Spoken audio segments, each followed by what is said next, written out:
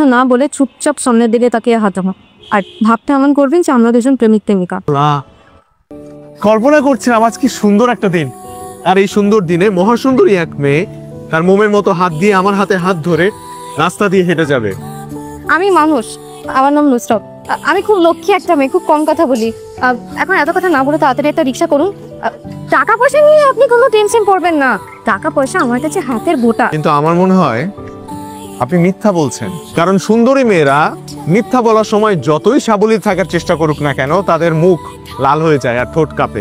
আমি অনেক বড় বিপদে পড়েছি, আমি আপনাকে কি বিপদে ফেলবো বলেন? আমি নিজেই অনেক বড় বিপদে আছি, আপনি তাড়াতাড়ি একটা রিক্সা করেন প্লিজ। বিপদে আছি। আরে লাল লাল নীল নীল, লাল লাল নীল নীল বাতি দেখো। আপনি ঢাকা শহরে দিনের বেলায় লাল লাল নীল নীল বাতি কোথায় পেলেন? বুঝে না সে বুঝে না। শোনেন, মানুষের মন তো সবসময় অন্ধকারই থাকে, সারাদিন বাতি জ্বলতেই থাকে। বোঝেন নাকি বোঝেন নাই? কথায় কোনো ভেজাল আছে? আছে আছে, ভেজাল আছে। আপনি বাইরে থেকে দেখতে যতটা স্বাভাবিক, ভেতরে ততটাই অস্বাভাবিক। বুঝতে পেরেছি। আপনি আমাকে সামনে দাঁড়িয়ে আবার জায়গা দেখে নামিয়ে দিন। ম্যাডাম, কোনো কথা না বলে সোজা আমাদের সাথে আসেন। যাও, এই যে আপনিও আসুন। আমি কেন আসবো? কেন আসবে? অবশ্যই যেতে হবে। অফিসার, আমি আপনাকে আর কতবার বলবো, আমি এনাকে চিনি না। আপনি চিন্তা করবেন না, আমি এখানে ঠিক থাকবো। আপনি জানতো? আরে আপনি জানেন না, ওনারা যদি এখানে আপনাকে আটকায় তাহলে আপনি অনেক বড় প্রবলেমে পড়বেন। কি প্রবলেমে? কিছু জানতে পেরেছেন? ছেলেটাকে জিজ্ঞেস করছিল তোর বাবা, তুমি আমার কথাটা শোনো। আমি সত্যি সত্যি জানি না উনি কে। তুমি তো অন্তত জানো, আমি তোমাকে কখনো মিথ্যা কথা বলবো না। ঠিক আছে, তাহলে ব্যাপারটার মধ্যে পড়েছে। তো চলো আমার। ওনার যদি কিছু হয় তাহলে আমি তো এখান থেকে যাবোই না, দরকার হলে আমি দিনের পর দিন এখানে পার করবো। আর আমি তো ওনাকে কতবার বললাম, উনি আমার কথা বিশ্বাস করছে না। তাই ওনাকে যদি এখান থেকে না ছাড়া হয় আমি যাব না। আর বাবা, আমি কিন্তু কথাগুলো শুধু বলার জন্য তোমাকে বলিনি। অফিসার, কি স্যার, ওর কাছ থেকে একটা মুস্তিকে রেখি, ওকে কানিয়ে ছেড়ে দিন। চলো আমার সাথে। আমি চিনতে পেরেছেন?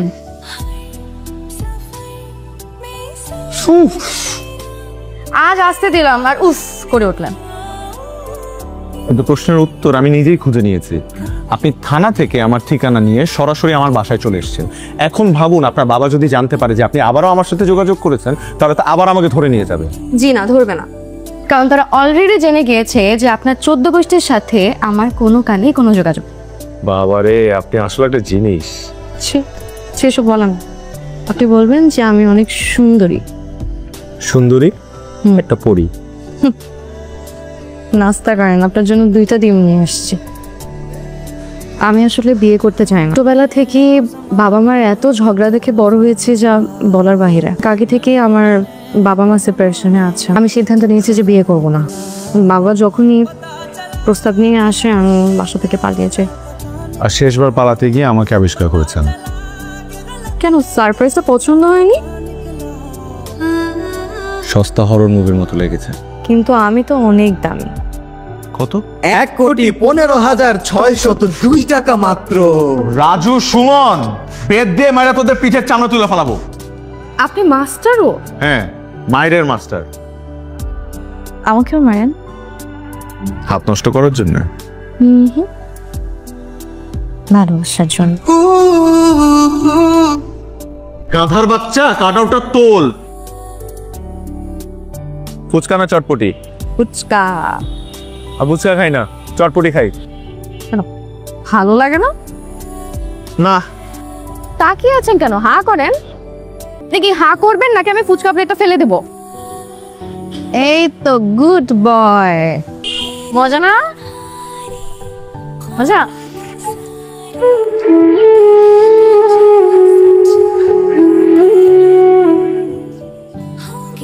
তোমার কপাল ভালো যে আমি তোমার ফোন ধরেছি। জানি, মহারাজা ঘুমাচ্ছিলেন। জি না, প্রায় ভোরবেলা আমি লিখতে বসি। আচ্ছা, আমরা কি খুব ভোরে একদিন দেখা করতে পারি, যখন পুরো শহর অপেক্ষা করবে, কখন ব্যস্ত হয়ে পড়বে? তার আগেই আমরা পুরো শহরটা ঝেড়ে মুছে পরিষ্কার করে ফেললাম। না, দুজনের সব কষ্ট বলে মুছে আবার নতুন করে শুরু করলাম। আচ্ছা, রাখি। হ্যালো।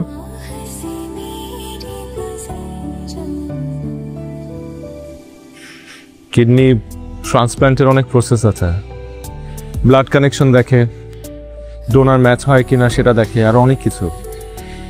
সে যাকে কিডনি দিচ্ছি তার হাতে সময়ও কম, তাই 3-4 দিনের মধ্যেই আমার ট্রান্সপ্ল্যান্ট করতে হবে। আর বাকি কথা তো আপনি ডক্টরের মুখেই শুনেছেন। আপনার টাকার এত প্রয়োজন যে কিডনি বিক্রি করতে হবে? টাকার কান্না প্রয়োজন, রাজারও টাকার প্রয়োজন, প্রজারও প্রয়োজন। কাকে কিডনি দিচ্ছেন? বলতে চাই না, জানতে চাই। লাভ নেই। প্লিজ বলেন। এই হাসি মাখা মুখ চিরজীবন পাশে রেখে দেখতে চান না? বন্ধু হয়ে পাশে থাকলে তো সব সময় দেখবই। হাঁটবেন? আরে ফালতু না, আমার ছোট ভাইরা বলে আমি ফকির নেই।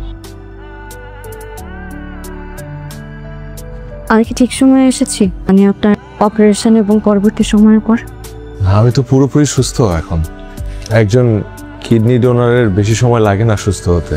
আমাকে ডক্টর বলে দিয়েছে যে আমাকে আজকালের মধ্যে ডিসচার্জ করে দেবে, আর একটা কিডনি নিয়ে মানুষ ভালোই বেঁচে থাকতে পারে। Thank you. উনি আপনার পাশে থাকবে বলেই তো আপনি আমাকে আপনার পাশে থাকতে মানা করেছিলেন, তাই না? না নেই, মানে আমি আমার কিডনিটা দান করেছি আমার একমাত্র ছোট বোনকে। আমাদের 4 ভাইয়ের 1 বোন। ছোটবেলা থেকে বাবা মা খুব কষ্ট করে বড় করেছে আমাদেরকে। আমি ছোটবেলা থেকে খুব ভবঘুরে টাইপের ছিল, মাঝে মধ্যে এদিক ওদিক হারিয়ে যেতাম, কেউ খুঁজে পেত না। পরিবারের কোনো কাজে আমাকে কেউ কখনো খুঁজে পায়নি, তাই আমাকে পরিবারের কেউ বেশি একটা পছন্দ করতো না। বোনটা একটা ছেলেকে ভালোবেসে বিয়ে করেছিল 4 বছর আগে, নিম্ন মধ্যবিত্ত পরিবারের এক ছেলেকে। কিছুদিন আগে জানতে পারি আমার বোনটার একটা কিডনি পুরোপুরি ড্যামেজ, আর একটা কিডনি সার্ভাইভ করার মতো। আপনি জানেন আমাদের ভাইয়েরা ছোট বোনটার এই কথাটা শোনার পর কেউ এগিয়ে আসেনি, কোনো সহযোগিতা করেনি, আর্থিক সহযোগিতা, মনস্তাত্ত্বিক সহযোগিতা, কোনো কিছু। অনেক প্রাউড ফিল হচ্ছে যে আমি একজন ভালো মানুষকে ভালোবেসেছিলাম। এখন আর ভালোবাসেন না? ভালোবাসার পথ তো কখনো শেষ হয় না, চাওয়া আর পাওয়ার পথ শেষ হয়। আপনার ভালোবাসার মানুষের কথা শোনার পরে আমি আমার বাবাকে বিয়ে ঠিক করতে বলি, আর সেটা অলমোস্ট ঠিক হয়ে গেছে। কংগ্রেচুলেশনস, ভালো খবর। ডাক্তারকে জিজ্ঞেস করতে হবে যে এখনই আমি একটা কিডনি নিয়ে আপনার বিয়েতে নাচতে পারবো কিনা। শেষবারের মতন আপনাকে একটা জায়গায় নিয়ে যেতে পারি, মানে আমার সামনে থেকে একটু দূরে গিয়ে দাঁড়ান। এবার আপনি ঘুরে দাঁড়ান।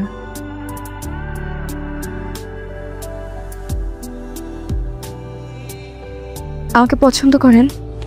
করি। আমাকে ভালোবাসেন? বাসি। আমাকে বিয়ে করবেন? যদি বিয়ে করতে চান তাহলে এখনই আমরা কাজে অফিসে যাব, আর যদি না চান তাহলে আমার সাথে কথা বলা তো দূরে থাক, আমাকে কখনো দেখবেনও না।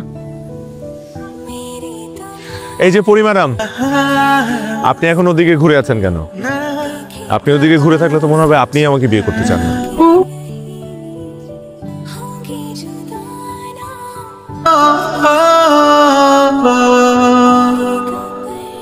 তোমায় দিলাম হৃদয় জমিন, বাঁচি যতদিন রাখবো খেয়াল।